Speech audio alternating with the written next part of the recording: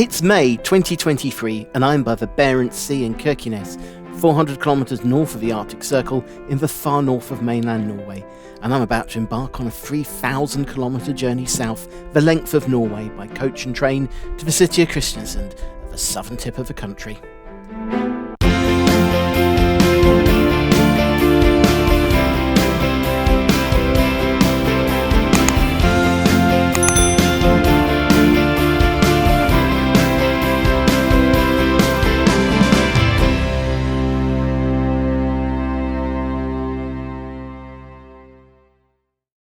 Whilst it is possible to get to Kirkenes directly from Oslo, we took a slightly more leisurely and scenic route up Norway, travelling via Tromsø with Scandinavian,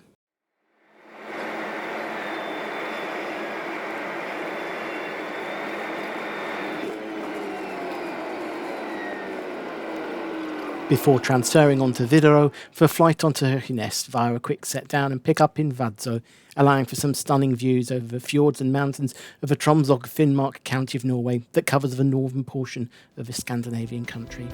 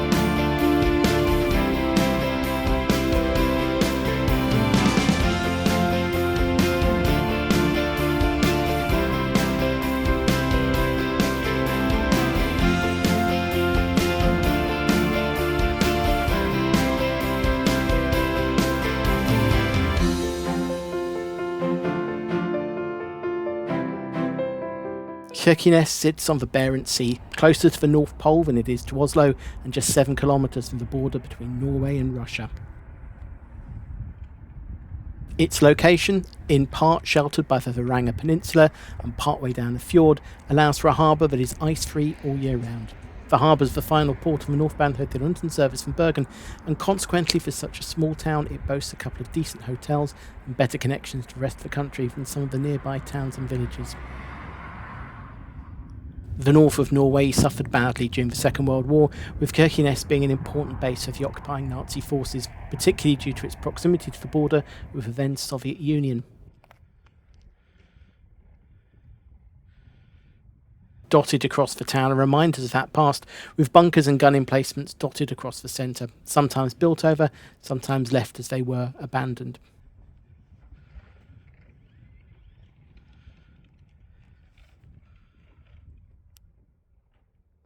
Kirkenes was liberated by the Red Army on the 25th of October 1944, and a memorial stands at the highest point in town to the soldiers who helped to liberate Kirkenes from the Nazis, though by the time the Wehrmacht retreated, the destruction of the town was almost total, with just 13 houses surviving.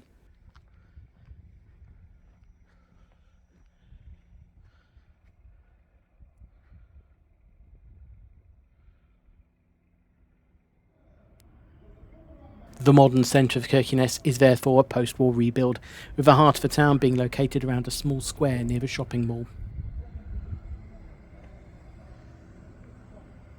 Close by, Kirkenes Church was reconstructed after the destruction of war on the site of the original 1862 wooden church, destroyed by fire after being bombed in the dying days of the German occupation.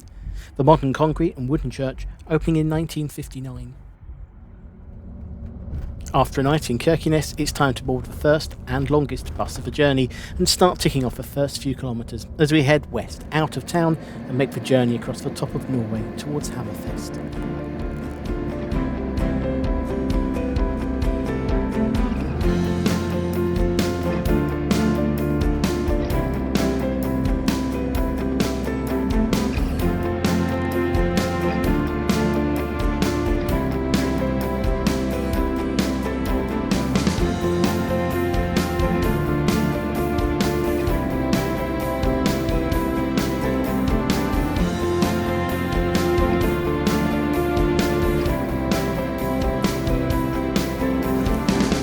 first part of the drive is by the side of the fast-flowing rivers and long arms of the fjords as we traverse the relatively barren landscape of this part of the country.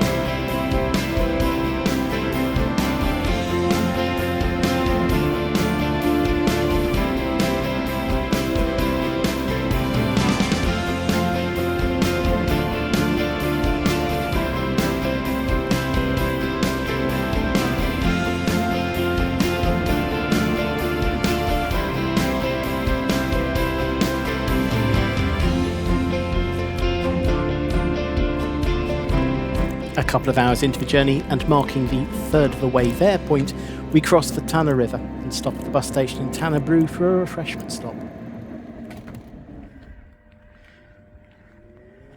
The 30-minute stop is the last time on the journey that you can get off and stretch your legs, as it's just brief stops from here on in.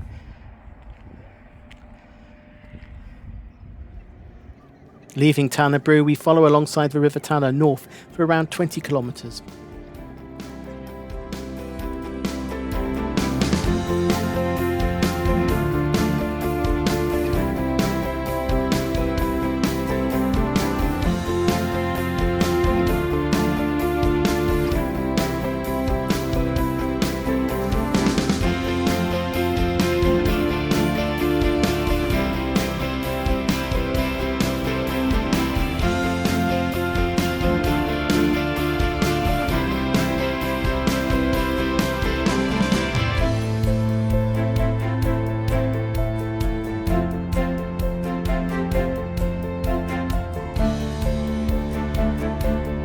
Before turning inland to work our way along the edge of a number of small fjords.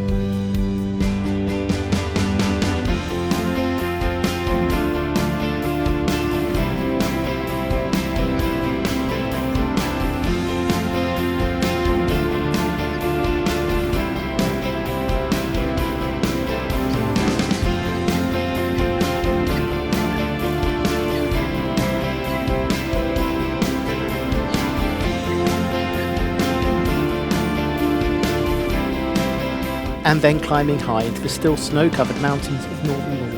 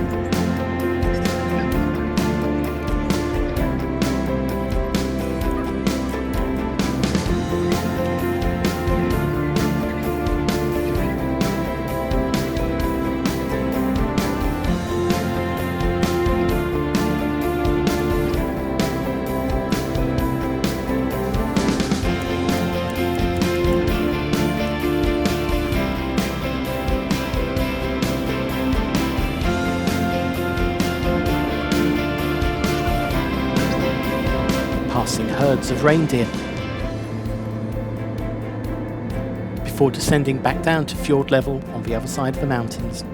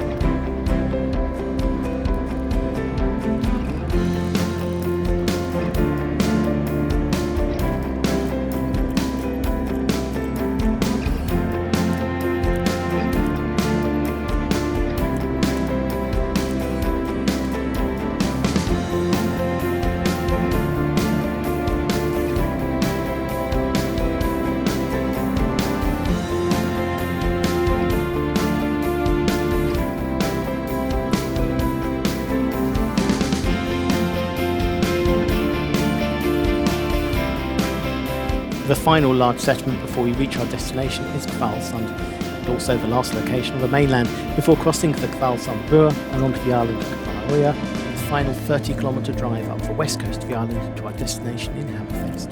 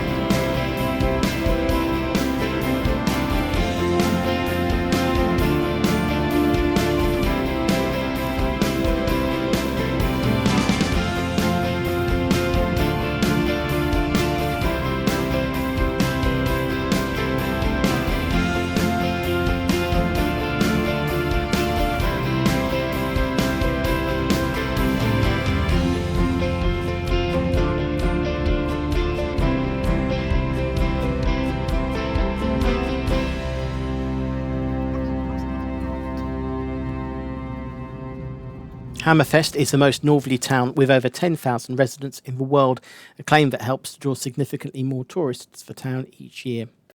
As with Kirkenes, the town was an important strategic point for the Nazis during World War II, with the harbour being a U-boat base enabling attacks on Soviet shipping. The Nazis fled the advancing Red Army on the 10th of February 1945, looting and burning the town to the ground in their retreat, meaning every building, including the impressive Hammerfest church, dates from the post-war rebuilding of the town. In the case of the church, it finally opened in 1961. Whilst the attraction of ticking off a most northerly point draws in the tourists, the actual money in the town now comes from the liquefied natural gas plant that opened in 2007 on a small island just off of the town. Hammerfest is also relatively unique in the world by being played with urban reindeer. During the summer months, many of the 3,000 or so reindeer that live on the island wander into the town to munch on the gardens and open spaces.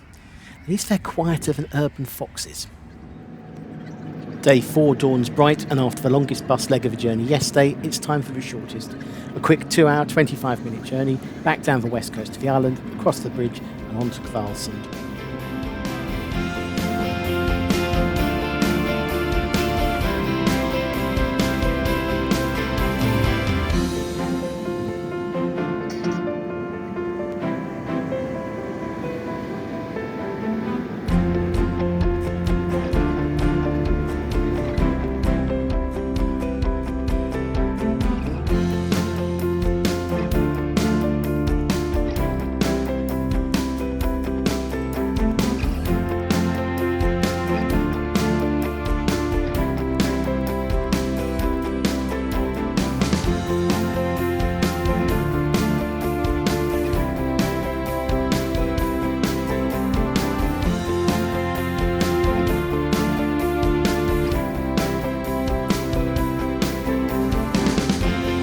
And then, following an unpronounceable river, back up into the mountains.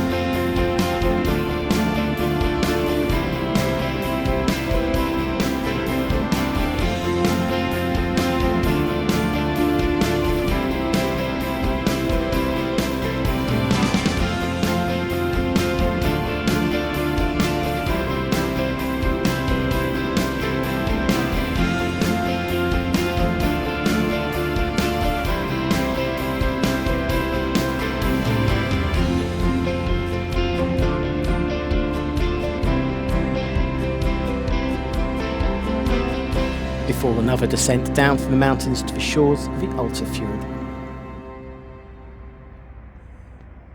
Alta marks the first time since leaving Tromsø that we've been below 70 degrees north. In keeping with the northernmost claims, the town boasts being the northernmost settlement of urban significance in the European Economic Area, given its population is nearly double that of Hammerfest.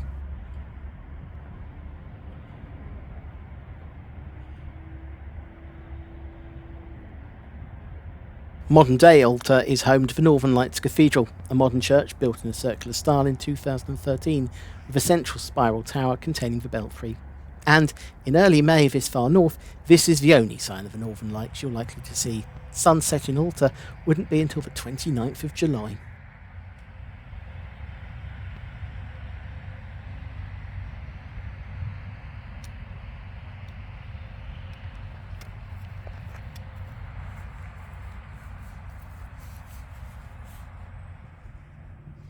Away from the modern day, Alta has a much older past, which you can find out about on the edge of town at the Alta Museum. The museum is located at the foot of one of the arms of the Altafjord, next to cliffs that have rock carvings in them dating back over 6,000 years.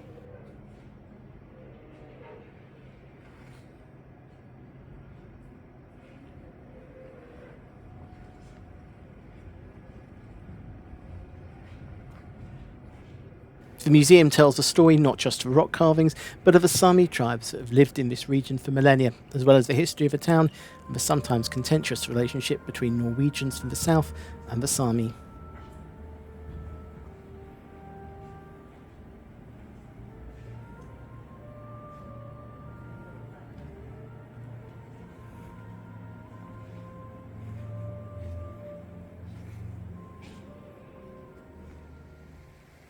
Outside of the main museum building, you can walk out amongst the cliffs and see the carvings in situ. Some have been painted in red to make them stand out more clearly against the light-coloured rock, whilst others have been left untouched, allowing you to see them how they would have looked when they were first carved.